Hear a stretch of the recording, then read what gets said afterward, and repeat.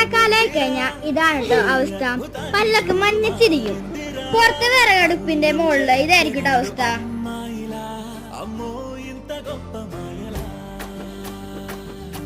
ഞങ്ങൾക്ക് ഈ കുരുതിനോ ഭയങ്കര ഇഷ്ടാട്ടോ. ചില കുരുകൾക്ക് മധുരം കൂടുതലും ചിലതിന് മധുരം കുറവായിരിക്കും. വണ്ണം കുറഞ്ഞ കുരുവിനാണ് ഏറ്റവും കൂടുതൽ മധുരം ഉള്ളത്. വണ്ണം കൂടിയതാണെങ്കിൽ ഒരു മധുരം ഉണ്ടാവില്ല കേട്ടോ.